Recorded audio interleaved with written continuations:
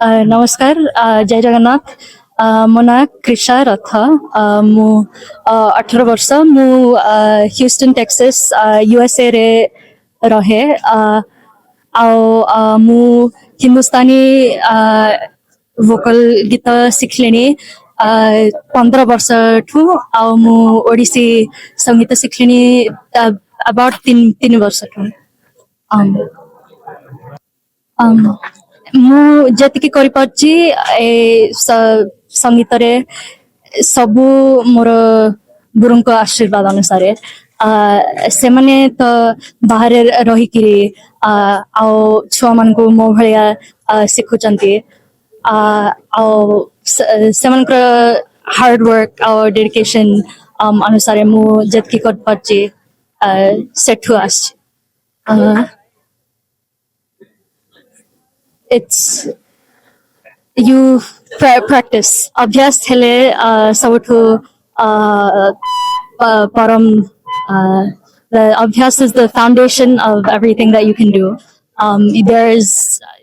anybody can achieve anything in the field of music. Anyone can rise to any height if they put in the hard work and the practice. ମୁଁ କ୍ରିସାର ବୋଉ ଆଉ କ୍ରିସା ଯାହା ବି କିଛି ଆଜି ରାତିରେ ଗାଇଲା କେବଳ ମହାପ୍ରଭୁ ଜଗନ୍ନାଥଙ୍କୁ ଆଶୀର୍ବାଦ କହିବି ଆଉ କିଛି ନୁହେଁ ଆଉ ଅନେକ ଗୁରୁ ଆଜି ଆସିକିରି ତାକୁ ଆଶୀର୍ବାଦ କଲେ ଆମର ସୌଭାଗ୍ୟ ଆପଣ ସମସ୍ତଙ୍କର ଆଶୀର୍ବାଦ ତା ଉପରେ ଥାଉ ସେ ଏଇ ଯୋଉ ଗୀତ ଶିଖୁଛି ଆହୁରି ଆହୁରି ଆହୁରି ବେଶୀ ଶିଖୁ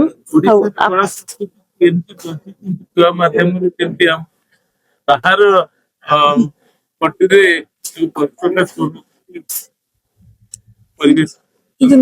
ନିଜ ଭାଷା ନିଜ ସଂସ୍କୃତି ସେ କଣ ଚାଲିଯିବ ଯେତେ ଯାହା ହେଲେ ତ ଏଇଟା ମାଟି ମା ନା ତେଣୁ ସେ ଯୋଉ ଶେଷରେ ଗାଇଲା ମାଙ୍କୁ ଡାକିଲା ଏ ବି ସେମିତି ମା ତେଣୁ ମାଙ୍କୁ କେବେ କିଏ କଣ ଭୁଲି ପାରେ ଯେତେ ଯାହା ହେଲେ ବି ଯେତେ ସୁବିଧା ଅସୁବିଧା ସୁଖ ଦୁଃଖ ସମସ୍ତେ ମାଙ୍କୁ ଖୋଜନ୍ତି ତେଣୁ ଏଇଟା ତ ଆମର ପରିଚୟ ଆଉ ତାକୁ ଭୁଲିବା କେମିତି ୟା ବିନା ମା ବିନା ଆମର ପରିଚୟ ନାହିଁ ନା ତେଣୁ ୟାକୁ ଭୁଲିଗଲେ ତ ଆମେ ଆଉ ମଣିଷ ବି ନୁହେଁ ମୁଁ ଡକ୍ଟର କଲ୍ୟାଣ ରଥ ଆଉ ଆମେରିକାରେ ରହୁ ଆଉ ଏଇଭଳିଆ ତାଙ୍କୁ ଏତେ ସୁନ୍ଦର ଭାବେ ରାଗରେ ଏତେ ଭଗବାନ ବିମୋହିତ ହେଇଛନ୍ତି ଆଉ ଲୋକ ବି ଉଠୁନାହାନ୍ତି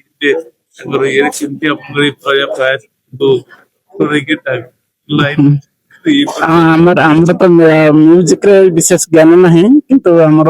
ଭାରତୀୟ କଳା ସଂସ୍କୃତି ଓଡିଶାର କଳା ସଂସ୍କୃତି ପ୍ରତି ଆମର ବହୁତ ଗଭୀର ଶ୍ରଦ୍ଧା ଅଛି ଆଉ ଝିଅର ବି ବହୁତ ଶ୍ରଦ୍ଧା ପିଲାଦିନ ତାର ଅଛି ତେଣୁ ସେଇଥିରୁ ଏଇଟା ତାର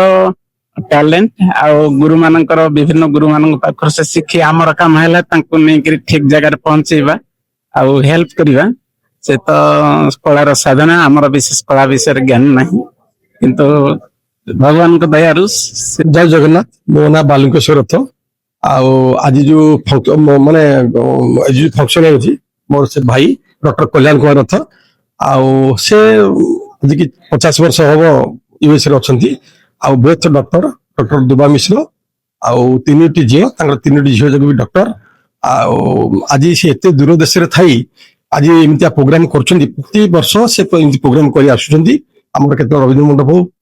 ଯେକୌଣସି ମଣ୍ଡପ ପ୍ରତି ବର୍ଷ ନାଚ ଗୀତ ଆଉ ସଙ୍ଗୀତ କାଳେ ଆଜି ସେମିତି ରଙ୍ଗ ଦରବାରରେ ଆମର ସାନ ଝିଅ କ୍ରିସା ଆଉ ସେ ସୁଦୂର ପାହାଡରେ ରହି ଦୂର ଦେଶରେ ରହି ସେ ଆମ ଓଡିଶାବାସୀ ଆଉ ଜଗନ୍ନାଥ ଧାମରୁ ଜନ୍ମ ନନେଇ ମଧ୍ୟ ସେ ଜଗନ୍ନାଥ ପ୍ରେମୀ ଏବଂ ସମସ୍ତଙ୍କର ତିନି ଭଉଣୀ ଯାକର ଏତେ ସୁନ୍ଦର କଥା 3ଟି ଯାକ ବର୍ତ୍ତମାନ ଜୁଏଲ 3 ଝିଅ ଡକ୍ଟର ଆଉ ତାଙ୍କ ବାପା ବି ଏବଂ ଡକ୍ଟର କଲ୍ୟାଣ କୁମାର ରଥ ଯିଏ ଏବଂ ମିସେସ୍ ଡକ୍ଟର ଦୁର୍ଗା ମିଶ୍ର ତାଙ୍କର ଇଣ୍ଡିଆରେ ମାନେ ଜନ୍ମ କିନ୍ତୁ ସେ ବର୍ତ୍ତମାନ ଦୂର ପାହାଡ଼ ଯାଇକି 40-50 ବର୍ଷ ହେଲା ଇଣ୍ଡିଆକୁ ଭୁଲି ପାରୁନାହାନ୍ତି ଏବଂ ଓଡିଶାକୁ ଭୁଲି ପାରୁନାହାନ୍ତି ଓଡିଶାବାସୀ ବି ଏତେ ସେ ସହଜ ସାଧାରଣ କାମ କରିଛନ୍ତି ଯିଏକି 3ଟି ହସ୍ପିଟାଲ କରିଛନ୍ତି 3ଟି ହସ୍ପିଟାଲ ଉତ୍କଳ ହସ୍ପିଟାଲ ଫାଉଣ୍ଡର ଏବଂ ବିକେ ହସ୍ପିଟାଲ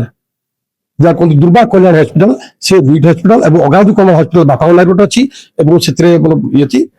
ବହୁତ ଅବଦାନ ଓଡିଶାବାସୀଙ୍କ ପାଇଁ ସେ ବହୁତ କମ ସୁଲଭ ପଇସା ମାନେ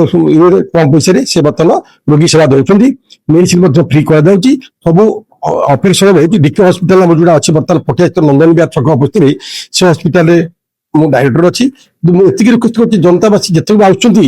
ଆଉ ଖୁବ ସୁଲଭ ମୂଲ୍ୟରେ ଅସ୍ତ୍ରୋପଚାର କରୁଛନ୍ତି ଏବଂ ଆମର ଗଭର୍ଣ୍ଣମେଣ୍ଟ ଯୋଜନା ଯୋଉ ଅଛି ଆଉ ଆମର ପ୍ରଧାନମନ୍ତ୍ରୀ ବନ୍ଦନା ଯୋଜନା ଏବଂ ଆଗରୁ ବିଏସ୍କେ ଥିଲା ସେ ତା ପରିବର୍ତ୍ତରେ ଯୋଜନା ହେଇଛି ସେ କାର୍ଡ ମଧ୍ୟ ଆମର ଚଳୁଛି ଏବଂ ସୁଲଭ ମୂଲ୍ୟରେ ଆୟୁଷ୍ମାନ ଯୋଜନା ବି ଦିଆହଉଛି। ତେଣୁ ବହୁତ ପ୍ରାପ୍ତବୟସ୍କ ଯୁବକ ମାନେ ଯୁବକ ଯୁବତୀରୁ କମ ମୂଲ୍ୟରେ ବର୍ତ୍ତମାନ ଅସ୍ତ୍ରୋପଚାର ହେଇ ବହୁତ ଭଲ ହେଇକିରି ଆମ ଏ ମେଡିକାଲକୁ ଫେରି ଯାଉଛନ୍ତି। ବହୁତ ଖୁସି ଅଛନ୍ତି ଯେହେତୁ ଏତେ ମତେ ଖୁସି ଲାଗୁଛି ଆମର ଭାଇ ଜଣେ ମେଡିକାଲ କରିଛନ୍ତି 3ଟା ମେଡିକାଲ 3ଟି ଝିଅକୁ ଡକ୍ଟର ଏବଂ ତାଙ୍କର ଫ୍ୟୁଚର ଆମେରିକା ଡକ୍ଟର ଆସି ଫ୍ରିରେ ଟ୍ରିଟମେଣ୍ଟ କରୁଛନ୍ତି ଫ୍ରିରେ ଟ୍ରିଟମେଣ୍ଟ କରୁଛନ୍ତି ଏବଂ କରିବେ ତାଙ୍କର ନୀତିବଦ୍ଧ ଯିଏକି ସାନ ଝିଅ ବଡ ଝିଅ ତିନିର ଦୁର୍ଗାରଥ ଦୀକ୍ଷାରଥ କ୍ରିଶାରଥ 3 ଯାକ ସଙ୍ଗୀତରେ ସ୍ପନ୍ଦନ ଏବଂ ଆଜି ସାନ ଝିଅର ଥିଲା ଲାଷ୍ଟ ପ୍ରୋଗ୍ରାମ। ତେଣୁ ସେ ଓଡ଼ିଶାବାସୀକି ଏତେ ଭଲ ପାଉଛି ସେ ପ୍ରତିଜ୍ଞା କରିଛି ହରଧାମରେ ମୁଁ ବଞ୍ଚିଥିବା ପର୍ଯ୍ୟନ୍ତ ପ୍ରତିବର୍ଷ ଦିନକୁ 2 ଥର ପ୍ରତିବର୍ଷ 2 ଥର 3 ଥର ଆସି ଓଡ଼ିଶାବାସୀକି ମାନେ ସୁଲଭ ମୂଲ୍ୟରେ ସେବା ଯୋଗେଇକି ଫ୍ରିରେ ଯିବ।